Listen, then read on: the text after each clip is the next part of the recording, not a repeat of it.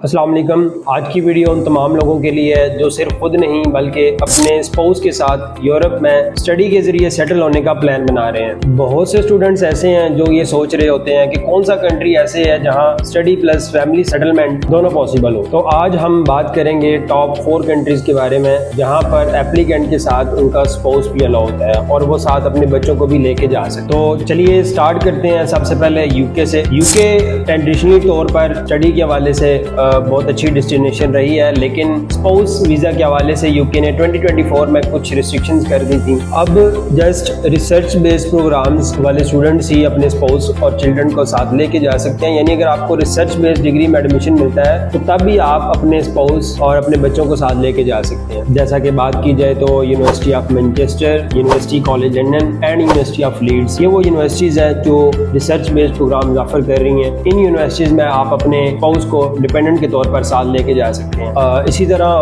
बात की जाए तो और भी राउंड अबाउट 35 यूनिवर्सिटीज हैं जो ऐसे प्रोग्राम ऑफर कर रही हैं। अब बात की जाए तो रिक्वायरमेंट्स की, आइट्स आपका 6.5 बैंड लाजमी होने चाहिए। अगर आपका स्टडी गैप ज्यादा है तो उसको जस्टिफाई लाजमी करें अपने एक्सपीरियंस लेटर्स के थ्रू। इसके अलावा बैंक स्टेटमेंट की बात की जाए तो आपकी मिनिमम 1 करोड़ की बैंक स्टेटमेंट लाजमी होनी चाहिए। ये डिपेंड कर रहा होता है, अगर आपके साथ बच्चे भी हैं तो आपकी इससे ज्यादा भी रिक्वायर हो सकती है। आपके जो फाइनेंशियल डॉक्यूमेंट्स हैं वो स्ट्रांग होने चाहिए। बजट की बात की जाए तो आपका एक एप्लीकेंट का 40 to 45 लाख तक जो एक्सपेंस आ जाता है। अगर आप डिपेंडेंट को साथ लेके जा रहे हैं तो रिसर्च बेस्ड डिग्री में आपका ये एक्सपेंस 60 to 65 लाख तक भी जा सकता है। अगर आपके साथ चिल्ड्रन भी जा रहे हैं तो ये एक्सपेंस आपका इंक्रीज भी कर सकता है। But UK is the best option. UK best option किस तरह से है, आपके पास एक और ऑप्शन भी है, आप अपनी वाइफ को मेन एप्लीकेंट बना सकते हैं। उसका बेनिफिट ये होता है कि डिपेंडेंट्स को फुल टाइम वर्क अलाउ होता है, वो वहाँ पे काम कर सकते हैं और आपके जो सेटलमेंट प्रोसेस है वो थोड़ा सा स्मूथ और फास्ट हो जाता है। इसके अलावा यूके की अगर बात की जाए तो यहाँ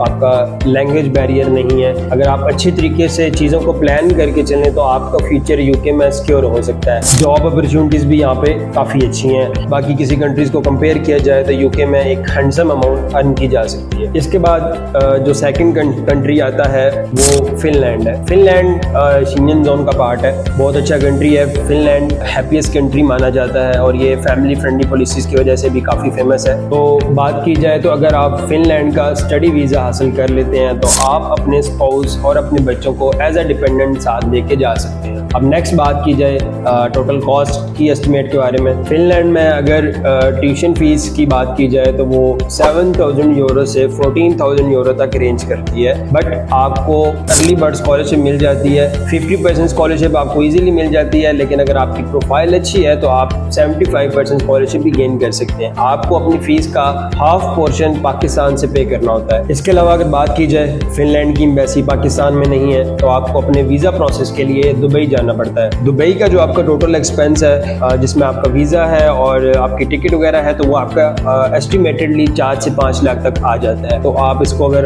देखें तो डिपेंडेंट का भी इंक्लूड होगा, आपका भी होगा। अगर आपके बच्चे हैं तो ये आप इसको उस लिहाज से एडजस्ट कर सकते हैं। 4 से 5 लाख तक आपका एक्सपेंस दुबई का आ जाता है। फिनलैंड के एजुकेशन सिस्टम की बात की जाए तो यहाँ का एजुकेशन सिस्टम दुनिया के टॉप एजुकेशन सिस्टम्स में आता है। आपके स्पाउस को भी वर्किंग राइट्स मिलते हैं। इसके अलावा आपके चिल्ड्रंस के लिए भी फ्री स्कूलिंग होती है। इन शॉर्ट फिनलैंड एक अच्छा ऑप्शन है आपके लिए। ये सेफ भी है, क्लीन भी है और पीसफुल भी है। उन फैमिलीज के लिए बहुत बेस्ट ऑप्शन है जो यूरोप में अपना फ्यूचर सिक्योर करना चाह रहे हैं। इसके अलावा जो 3rd नंबर पे हमारा कंट्री आता है वो डेनमार्क है। डेनमार्क भी पार्ट ऑफ यूरोप है, शेंगन जोन में आता है। इसमें भी आप फैमिली को अपने साथ लेके जा सकते हैं। अगर आपको किसी फुल टाइम ग्रेजुएट प्रोग्राम में एडमिशन मिल जाता है तो आप अपने स्पाउस को एज अ डिपेंडेंट साथ लेके जा सकते हैं। इसके अलावा डेनमार्क की ट्यूशन फीस की बात की जाए तो ये सेम फिनलैंड की तरह रेंज करती है। आपकी 6,000 यूरो से ऑलमोस्ट 13,000 यूरो तक आपकी ये जा सकती है। बाकी आपके लिविंग एक्सपेंसेस की बात की जाए तो आपका जो मंथली लिविंग एक्सपेंस है वो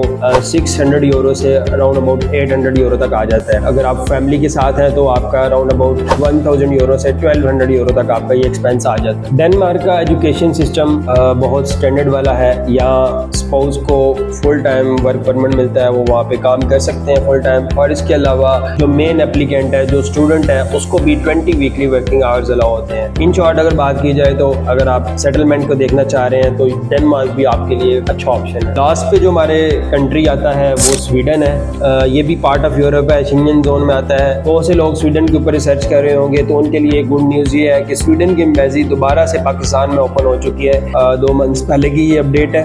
स्वीडन में भी आप डिपेंडेंट को साथ लेके जा सकते हैं। अभी स्टार्ट में पहले जो स्वीडन का प्रोसेस कर रहे थे उनको थोड़ा सा डिफिकल्टी होती थी क्योंकि पाकिस्तान में एम्बेसी नहीं थी, तो स्टूडेंट्स को इथियोपिया जाना पड़ता था अपने वीज़ा प्रोसेस के लिए, तो वहाँ पे उनका भी एक्सपेंस हो जाता था। लेकिन अब 2026 में देखा जाए तो आप लोगों के लिए बहुत अच्छा ऑप्शन है। जो भी आप लोग फैमिली वीज़ा के साथ जाना चाह रहे हैं, अपने डिपेंडेंट को साथ लेके जाना चाह रहे हैं, स्वीडन से अच्छा ऑप्शन क्यों नहीं है, क्योंकि इसकी एम्बेसी पाकिस्तान में ओपन हो चुकी है। ये एक बहुत पॉजिटिव डेवलपमेंट है। यहाँ की यूनिवर्सिटीज़ वर्ल्ड रैंक की यूनिवर्सिटीज़ है। स्वीडन की ट्यूशन फीस की बात की जाए तो ये आपकी 8,000 यूरो से 14,000 यूरो तक बनती है। अगर आप यूनिवर्सिटी से परमिशन ले लेते हैं तो आप उसको 2 से 3 इंस्टॉलमेंट्स में भी इसको पे कर सकें। बट रिकमेंडेशंस आपके लिए यही है कि आप हाफ पेमेंट मस्ट कर दें ताकि आपको वीज़ा प्रोसेस में प्रॉब्लम ना हो। इसके अलावा अगर स्वीडन के लिए बैंक स्टेटमेंट की बात की जाए तो आपकी बैंक स्टेटमेंट 35 से 40 लाख तक होनी चाहिए। अगर आपके चिल्ड्रन भी हैं तो आपकी ये